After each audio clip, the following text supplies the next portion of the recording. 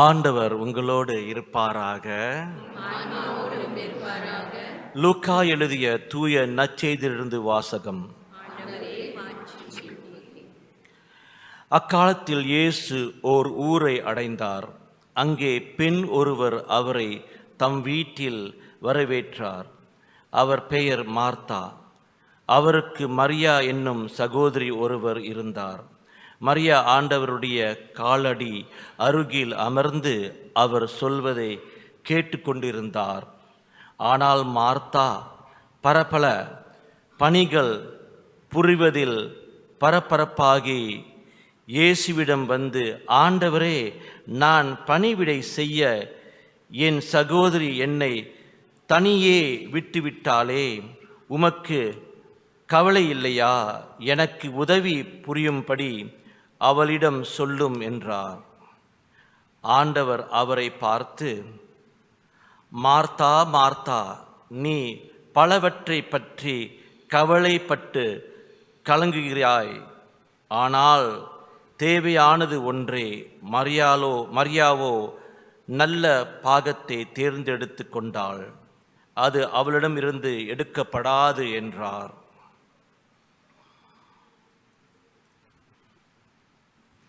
ஆண்டவரின் அருள்வாக்கு.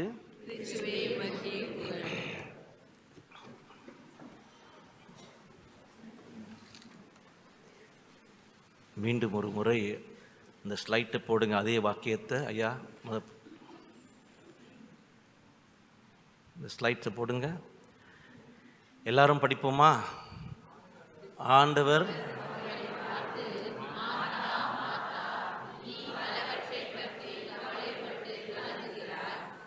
ஆனால் தேவையானது ஒன்றை. மரியாவே ஒரு நல்ல பங்கை தேர்ந்தெடுத்துக்கொண்டார். ஆமேன், ஆமேன், ஆமேன். Very good. ஏன் இந்த ஆமேன் சொல்றோம் என்றால், அவள் போல நானும் இருக்க வேண்டும், மார்த்தா போல அல்ல, மரியாதை போல இருக்க வேண்டும் என்று ஆண்டவர் நம்மளிடம் சொல்லுகின்றார். மரியா நல்ல பாகத்தை தேர்ந்தெடுத்தாள். நல்ல பாகத்தை தேர்ந்தெடுத்தாள். அது நல்ல பாகம் என்றால் என்ன? ஆண்டவரோட பாதத்தில் அவள் இருக்கின்றார். பாதத்தில் இருக்கின்றால் நம்மளுக்கு என்ன அது அர்த்தம்? அவள் பாதத்தில் இருக்கிறது அவருடைய வார்த்தைக்கு செவி கொடுத்தாள். இயேசுவோட வார்த்தைக்கு. நாம் ஜெபத்தில் இருக்கிறோமா? அல்லது ஜெபத்தை சமரசப்படுத்தி கொண்டிருக்கின்றோமா? சமரசம் என்றால் தெரியுமில்ல? We compromise prayer. பரவாயில்ல, இன்னைக்கு வேலை, இன்னைக்கு படிக்க ஜெபம் செய்ய வேண்டியதில்லை, இன்னைக்கு நிறைய வேலை இருக்குதுல்ல, எப்படிலாம் நிறைய வேலை இருக்குது, பரபரப்பான நிறைய வேலை இருக்குது, அதனால் சமரசப்படுத்திடுவோம். Just no need to pray, இன்னைக்கு ஜெபம் பண்ண வேண்டான்னு அது நம்ம சமரசப்படுத்துறது தான் அது அர்த்தம். காம்ப்ரமைஸ், ஆங்கிலத்தில் காம்ப்ரமைஸ். மார்த்தாள் அதுதான் செய்தாள். தன்னுடைய வாழ்க்கையில் நிறைய செயல், பணிகள். பாடல் குழு பணி செய்கிறாங்க, நற்கருணை பணியாளர்கள் பணி செய்கிறாங்க, அறிவிப்பாளர்கள், வாசகர்கள், ஏவி டீம், வரவேற்பு பணியாளர்கள், பிள்ளைங்களுக்கு கற்றுக் கொடுக்கிற ஆசிரியர்கள், ஆன்மீக வகுப்புகளை நடத்துகிறார்கள். இன்னும் நிறையா பேர் நிறைய பணியில் செய்து கொண்டிருக்கிறீர்கள். ஆனால் அந்த பணி செய்யும் பொழுது எவ்வளோ ஆண்டவர் பாதத்தில் நீங்கள் இருக்கிறீங்க? உண்மையாகவே நீங்கள் எல்லாரும் கேட்கணும். பணியாளர்கள், குறிப்பாக பணி செய்கிற குழுக்கள், எவ்வளோ ஆண்டவரோட பாதத்தில் நீங்கள் இருக்கிறீங்க? ஜெபிச்சிருக்கிறீங்களா? ஜெபித்து பணி செய்கிறேன்னா, இல்லை சும்மா தடாப்புடான கூப்பிட்டாங்களே செய்வோம். சில பேர் பெரிய பேச்சாளர்கள், நல்லா பேசுவாங்க, எல்லாம் பார்த்து, ஓ நல்லா பேசுகிறார் இவரு. அது பேச்சு திறமை உள்ளவர்கள். நம்ம நினச்சிக்கிறோம் அவங்க பேச்சு திறமை உள்ளவர்கள், அவங்க நினச்சிக்கிறோம் அவங்க ஆண்டவர் பாதத்தில் இருக்கிறாங்கன்னா அது அவசியம் அல்ல. பேச்சு திறமை புக்கே படிச்சுட்டு கொஞ்சம் ஞானம், கொஞ்சம் அறிவு இருந்தால் அது பேசிடலாம். சில பேர் பைபிளை புரட்டி பேசுவாங்க, பைபிள் வசனத்தை சொல்லுவாங்க நிறையா பேர். இயேசுவை பற்றி சொல்றது வேற, இயேசுவை பற்றி தெரிஞ்சுக்கிறது வேற. இயேசுவை பற்றி to know about Jesus is one matter, to know Jesus is another matter. இயேசுவை பற்றி தெரிஞ்சுக்கிறது வேற, ஆனால் இயேசுவை அறிந்து கொள்றது வேற. தெரிஞ்சுக்கிறது புக்கில் படிச்சுக்கலாம், பைபிளில் படிச்சுக்கலாம், எங்கேயும் படிச்சுக்கலாம், சரித்திரத்தை படிச்சுக்கலாம், விக்கிபீடியாவில் போனால் தெரிஞ்சிடும். ஆனால் இயேசுவை நான் தெரிய வேண்டும் என்றால் அவருடைய பாதத்தில் நான் உட்கார வேண்டும். In order to know Jesus, I have to be at his feet. எப்படி அமைதியாக செவி மடுக்க வேண்டும், பேச்சு ரொம்ப வேணாம். அவர் பாதத்தில் எவ்வளோ பேர் உட்கார்ந்து இருக்கிறோம். பணி செய்யறதுக்கு முன்ன குறிப்பாக நற்கருணை பணியாளர்கள் ரொம்ப ரொம்ப அவசியம். ஏன்னா இயேசுவை நான் ஏந்துறேன், சும்மா விளையாட்டு இல்லை. நான் எவ்வளோ தயார் பண்றேன். How much am I prepared before I come to celebrate mass? பொதுமக்களும் அப்படிதான். எவ்வளவு ஒவ்வொரு நாளும் நான் ஜெபிக்கிறேன், எத்தனை மணி நேரம் கொடுக்கிறேன். இயேசு இன்னைக்கு சொல்லியிருக்கிறார், நீ சரியான பாகத்தை தேர்ந்தெடுத்தால் மரியாள். அப்புறம் அவர் என்ன சொல்றார் மார்த்தாயிடம், ஒரு வார்த்தை இருக்குது, மார்த்தா சிண்ட்ரோம். மார்த்தா சிண்ட்ரோம் என்றால் மார்த்தா நோய்க்குறி. மார்த்தா நோய்க்குறி. சில பேர் அப்படியே ஐம் வெரி பிஸி. அப்புறம் போயிட்டு அவங்க என்ன செய்யறாங்க, இயேசுவிடம் கம்ப்ளைண்ட் பண்றாங்க. தெரியுமா நான் இவ்வளவு செய்யறேன்ல, யாரும் செய்ய மாட்டாங்களா? நான் செஞ்சுக்கிட்டு இருக்கிறேன் பாருங்க. இயேசுவிடம் போய் கம்ப்ளைண்ட் பண்றாங்க. எத்தனை பேர் அப்படி செஞ்சுக்கிட்டு இருக்கிறோம்? பாருலோ நான் அப்படித்தான் செய்யறேன், எவனும் செய்ய மாட்டான். வீட்லயும் அப்படித்தானே, நான் செய்யறேன், அக்கா செய்ய மாட்டேது, நான் தான் செய்யறேம்மா. அண்ணன் செய்ய மாட்டான், நான் தான் செய்யறேன்னு. பிள்ளைங்களும் அப்படித்தானே சொல்லிக்கிட்டு இருக்கிறீங்க, சொல்லிக்கிட்டு இருப்பீங்க. முணுமுணுக்காதீர்கள், டோன்ட் கம்ப்ளைன். அதே சமயத்தில் ஆழமா வேலையில போயிட்டோம் என்றால் அந்த பணி அர்த்தம் இல்லாத பணியாக போயிடும். ஏனென்றால் அதுல ஆழமாக நான் ஊறி வேலை செய்யும் பொழுது யாருக்காக நான் செய்யறேன், எதுக்காக நான் செய்யறேன்? அது என்னோட சோதனை கூட. நிறைய செஞ்சுக்கிட்டு இருப்போம், அது செய்யறேன் இது செய்யறேன். ஆனா ஆண்டவர் என்கிட்ட சொல்றாரு, நான் கேட்கிறேனா? சற்று நேரம் அவரோட பாதத்தில் உட்கார்ந்துருக்கணும். அன்பார்ந்தவர்களே, அதுக்கு தான் தியானம் இருக்குது, அதுக்கு தான் ரிட்ரீட் வைக்கிறோம், அதுக்கு தான் இது செய்கிறோம் அது செய்கிறோம். ஏனென்றால் ஆன்மீகத்தில் அவரோட பாதத்தில் நான் ஊறி வாழும் பொழுது அவர் எல்லா திட்டத்தையும் அவர் நிறைவேற்றுவார் உங்களுக்கு. அதனால ரொம்ப கவனமாக இருக்கணும். நம்ம மரியாள் அந்த பொக்கிஷம் அவள் பெற்றுவிட்டாள். அவள் பொக்கிஷம் என்னவென்றால் இயேசுவோட பாதத்தில் அமர்ந்து அவர் சொல்லும் வார்த்தைக்கு செவிமடுக்கும் பொழுது அவள் பொக்கிஷத்தை பெற்றுவிட்டாள். மரியாள் அந்த பொக்கிஷத்தை இவள் தவறி விட்டால் அதை பெற்றுக்கொள்றதுக்கு மார்த்தா. அதனால தான் இயேசு மார்த்தாவை ஏசல. மார்த்தா, உன்னுடைய சகோதரி சரியான பாகத்தை பெற்றுட்டாமா, நீ ஏன் அந்த மாதிரிலாம் செய்யாம இருக்கிற, உணராம இருக்கிறான்னு சொல்றாரு. அவர் உனக்கு அறிவு இல்லையா? அப்படி சொல்லல.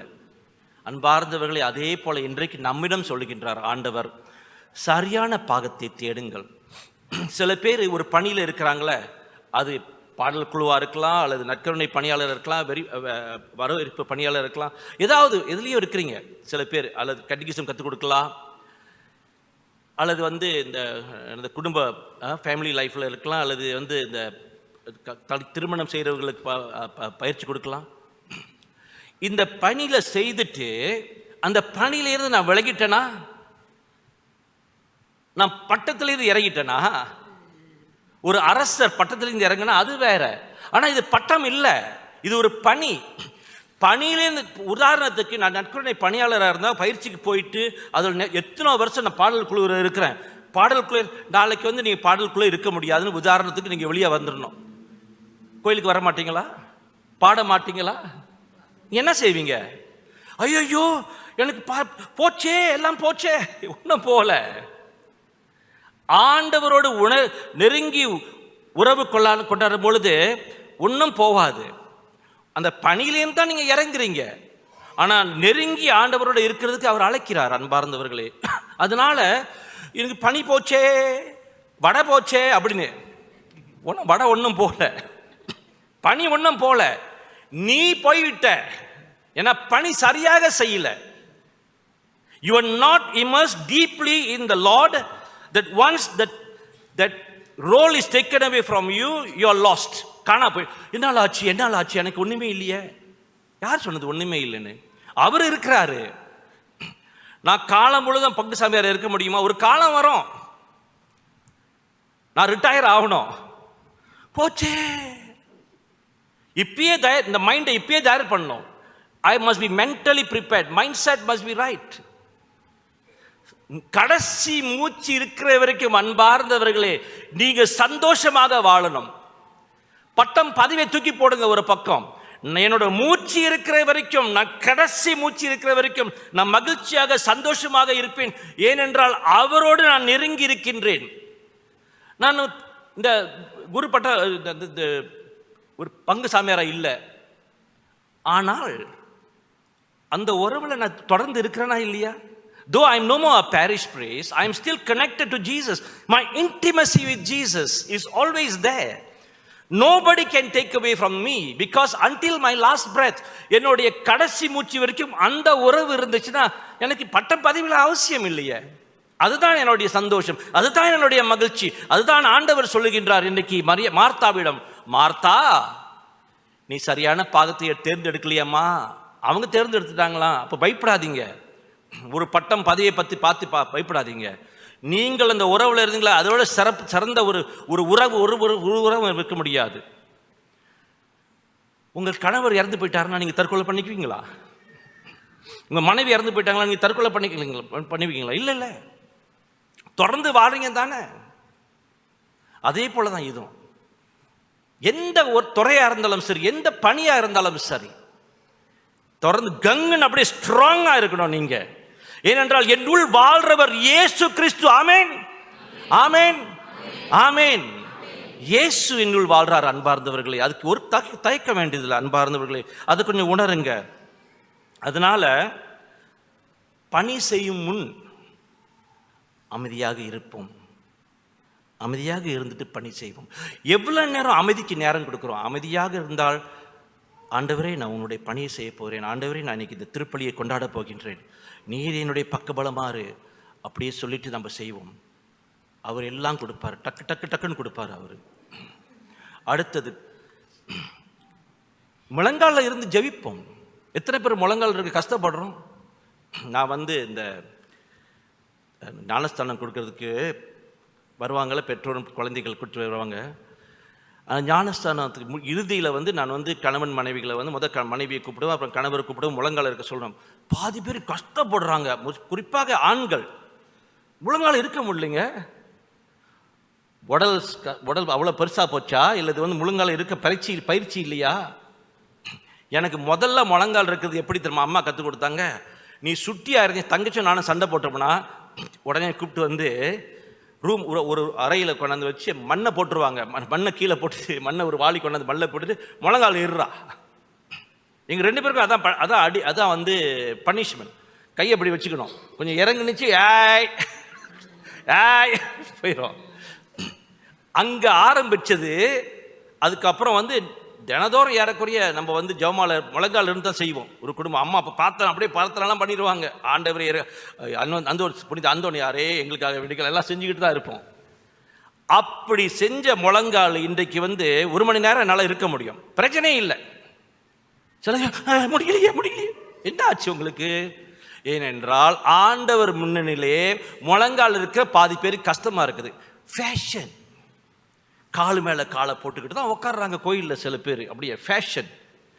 ஆண்டவர் முன்னில் பணிவாக இருக்கணுங்க. ஸோ நீங்கள் யாருக்கு பணி செய்கிறீங்கன்னு, அதாவது குறிப்பாக ஆலயத்தில் யாருக்கு பணி செய்கிறீங்க? அவருக்கு பணி செய்கிறீங்க. அப்போ அவருக்கு பணி செய்கிறதுக்கு முன்பு அவர் என்ன சொல்கிறாருன்னு நம்ம அதை கேட்டுட்டு தான் நம்ம பணி செய்யணும். சில பேர் ஆச்சா போச்சான்னு பேசிக்கிட்டு இருப்பாங்க. ஆனால் எவ்வளோங்க அவர் பாதத்தில் உட்காந்து கேட்டீங்க? இங்கே உக்காந்துருக்கிறவங்களே உங்கள் இடையிலேயே சில பேருக்கு அந்த பக்குவ நிலை இல்லை. இப்போ நீ பேசிட்டு போ, நான் செய்கிறத செய்கிறேன்னு இருப்பீங்க. ஆண்டவர் என்ன சொல்கிறாருன்னு கேட்போங்க, அதுதான் முக்கியம். அப்புறம்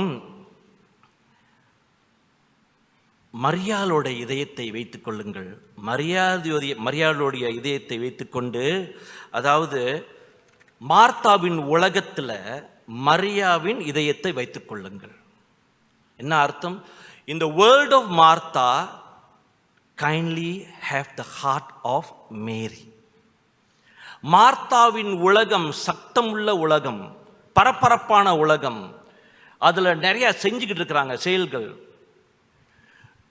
Don't just be a doer, but be at the feet of Jesus.